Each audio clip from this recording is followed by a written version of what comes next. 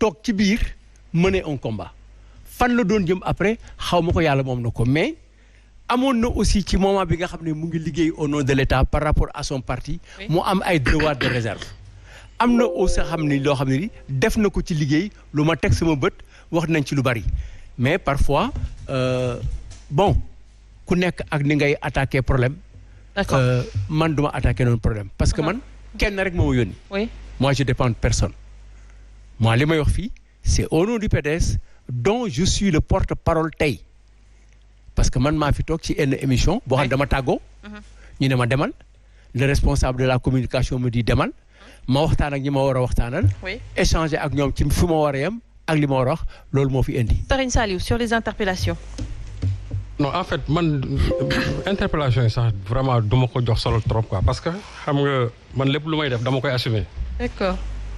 je du ma daw ci ginnaaw kenn di laxatu wala ma koy interpeller pour mu may tontu. Je remercie d'abord le ciel xamul tax parce que débat bi wax ay pro Sonko pro nangam et cetera bi may couvrir le procès de Karim Wade Doudou Wade ñii dañ fa daan daje. Je l'ai couvert de bout en bout chaque jour su ma xëyee bind waa APR bu ñu xëyee na ma moi je suis un pro Karim Wade ma dem ci bu Khalifa Sall je l'ai couvert de bout en bout les gens me disaient que moi je suis de Taxawu Dakar bi Tanor décédé ma bind ci Tanor amul lu ma déggul ci ñu ne man je suis un pro Khalifa Sall li ma bind ñoom Khalifa Sall ñoo ma ko bind loo aujourd'hui les gens disent que je suis pro Sonko. Ça veut dire que man maa ngi sant yàlla comme que man fu ma jógee rek ñu ne ci profil la ça veut dire que moi je suis pour le Sénégal. ñi nga xamante nag ñoom dañu far ba pare te bëgg a toog ci benn chaise teg tànk fii ñooñu ñoo sonn. gis nga nit li nga nekkee da nga koy assumer yaa ngi dégg li nga nekk toujours da nga koy assumer mais bëgg a def mélanger la chèvre et le chou wala def le jugement de Salomon du fi ça ne passera pas ici. ku ci nekk fii fa nga nekk ñun xam nañ ko la nga fay def xam nañ ko.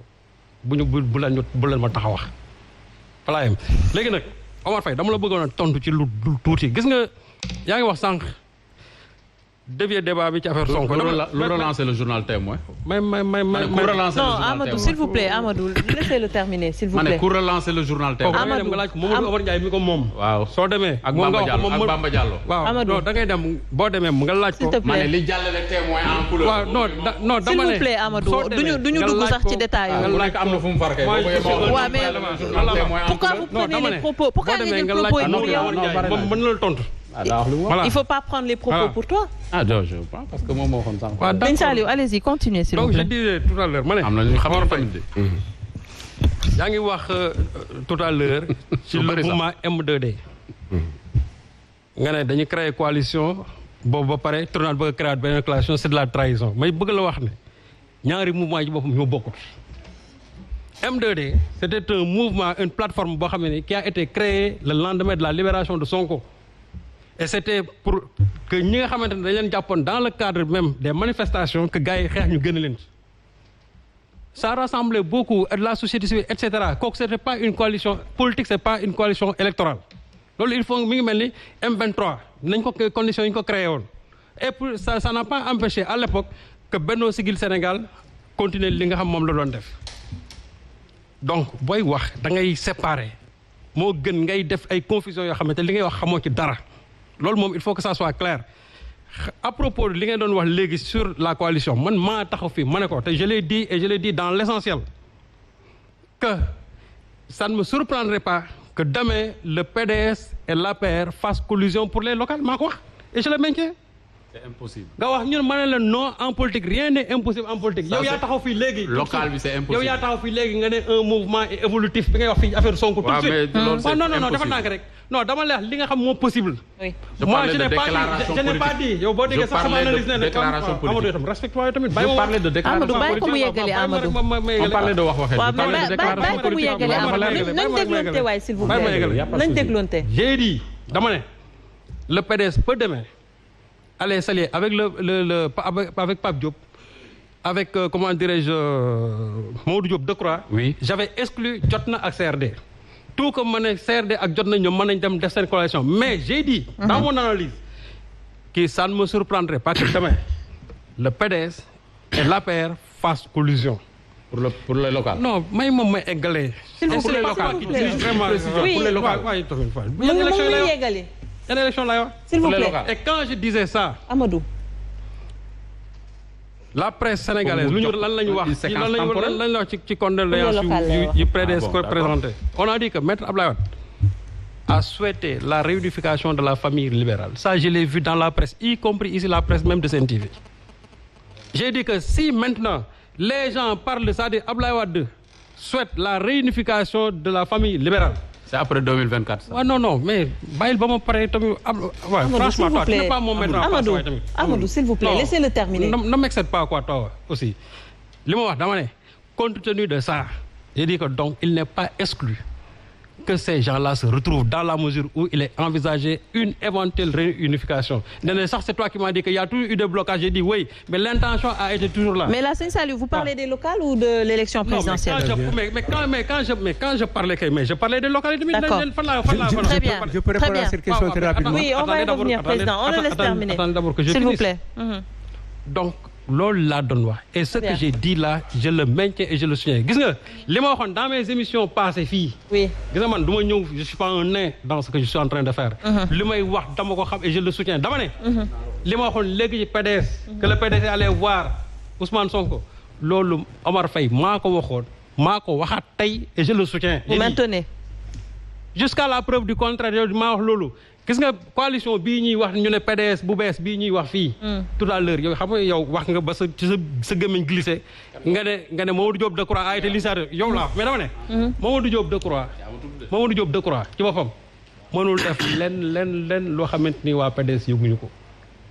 mayoo loolu Mamadou Diop Decroix moom ci boppam mënul créer coalition il faut qu'on ait l'honnêteté de le dire. La décision venait de qui? Du PDS? Mamadou Diop Decroix j'ai dit que cette décision là xam nga Doudou Wade tout à l'heure dafa am na Doudou Wade dafa ne am na lépp loo xam ne lépp mënu ko xam. peut-être que moom loolu xamu ko. mais bien sûr. oui bien sûr moom la. waaw moom la non. d'accord pour moi c'est pas grave je l'ai dit. et je l'ai dit. oui je l'ai dit. mais pour ñu bëgg a wax ne le PDS n'a pas non xam nga lu may bañ ñu ne coalition boobu PDS dañ ko def ba pare ñu door leen ci pour ñu ñëw ci loolu laa mënul soutenir waaw loolu laa mënul soutenir non xam naa ne wala je sais joxe na position déjà président sur ça mais il va y revenir en 2 minutes 1 minute. non lu tax local yi daje bi mënut a nekk sama position je développe pas Karim Wade mënut a être exilé comme ils le disent.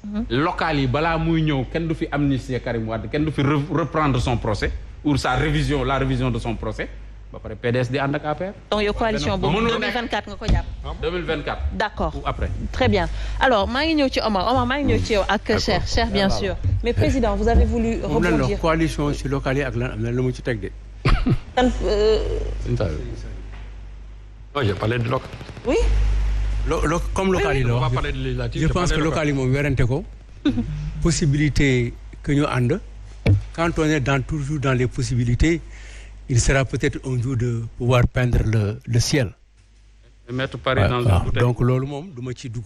d'accord mais li ma mën a xam te man ko wax tey ci sama xalaatu bopp. ak sama dund bopp. ak ni ma gisee nii PDS di doxee te ma xam ko ak ni ma gisee APR di doxee ak ni Sénégal di doxee mënuma gëm ne PDS ak APR dinañu daje mënuma ko gëm. à jamais. attends defal nank c'est pas la peine ñu yàkkamti. laissez-moi marcher en fonction de mes jambes. d'accord bàyyi leen ma dox sama doxu bopp. Inch'Allah. parce que kii dafa wax local kii wax présidentiel. mooy local yii nga xam ne des na dans 4 mois. dans 4 mois di ngeen toogaat fi werante ko di ngeen ne kii yaa waxoon dëgg kii ne waxoo dëgg. ma ne local yi mënta nekk. maa ko wax fii noté leen ko vaar leen ko. maintenant. présidentiel bu fekk il ne faut pas être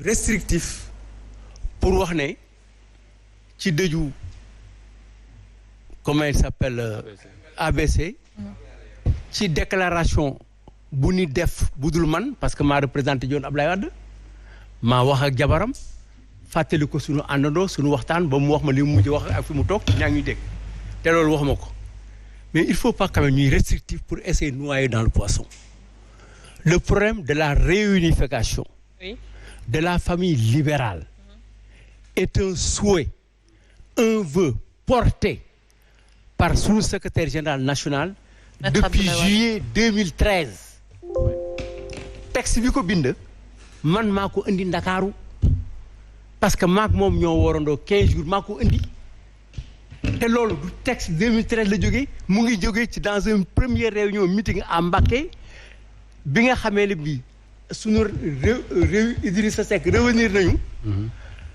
Pape Diouf moo ñëw ca réunion ba teg ci tur bi Abdoulaye ne libéraux yi war nañu mën a garder pouvoir bi pendant 40 ans donc loolu du waxu tey la ñu waxoon la mu waxoon nag booba ba léegi ñaata at la defe naa ba léegi ñu ngi ci 2022 ça fait 22 ans est-ce que dina continuer est-ce que du continuer loolu c'est un vœu c'est un souhait c'est un désir boo xam ne bi de tout le temps ñu ngi ciy liggéey non seulement ñu ngi ciy liggéey bu fekkee ne am nga texte bi bu wax naa la nga ñëw jël si ko ma wax la naka la ñu compartiment wu organisation politique Sénégal yi ni leen suñu secrétaire général naanay classé ba wax ne ñi ñëw war a ànd loolu mooy li nga xam ne war nañu mën a aboutir vers une pacification de l'espace politique sénégalais surtout que en 2016 dafa am benn évolution constitutionnelle bu am importance boo xam ne bi bu rëy la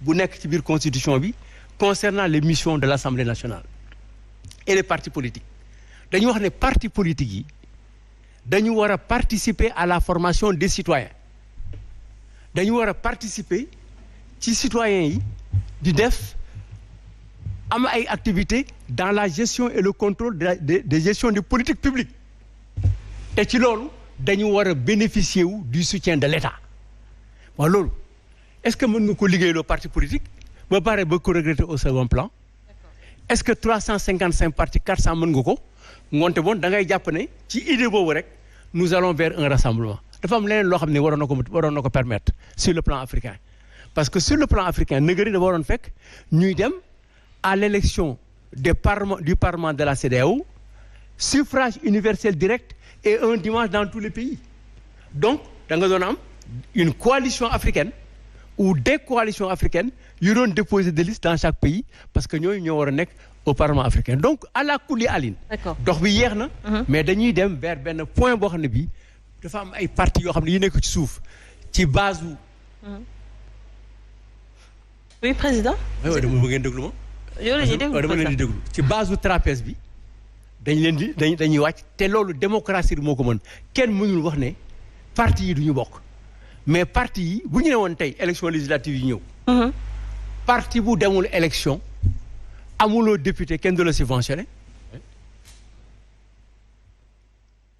bu ñuy demee pare ku nekk xam sa doole bu ko defee nag ci la assemblée bi di gën a nekkee parce que ku nekk da nga naan man doole bi laa man ak yow nañ def lii mais dispersion bi nii rek la indi du fi jógee. Sauf que les coalitions ont maintenant statut de parti.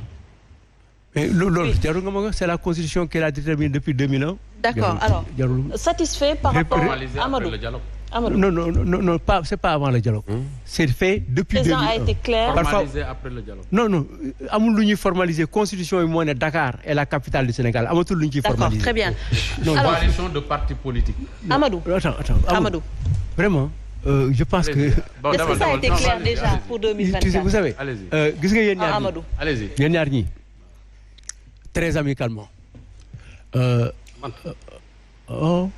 li mu lay waxal xam nga yow tutee laal ma si wax lii tutee laal ma si wax lii de li may wax nii da ngeen am un devoir de formation ci les journalistes de notre pays et les jeunes comme ni ma amee devoir de formation ci xale politique yi pour ñu bañ nuroog man ci défaut bu fekkee ne mënuñu ko am sur les plateaux ça devient un peu très compliqué da ngeen am un passage extrêmement important si seen vie dafa am loo leen def dafa am ay nit yoo leen rencontré yoo xam ne yi defe naa ne ci nuru nañu ne wuute nañu ak ñun wuute nañu ak yi ñëw donc c'est potentiel boobu bu fekkee ne mënul servir xale yi je suis désolé je ne comprends pas voilà. Après ma ñëwaat ci yow Amadou parce que yow sa question c'était en 2024 on va y revenir. Comme on a évacué les locales. Vous voulez une réponse exacte par rapport ak Alliance 2024 mais ñu ngi ciy ñëw léegi incha allah oui Cheikh Omar. Waaw.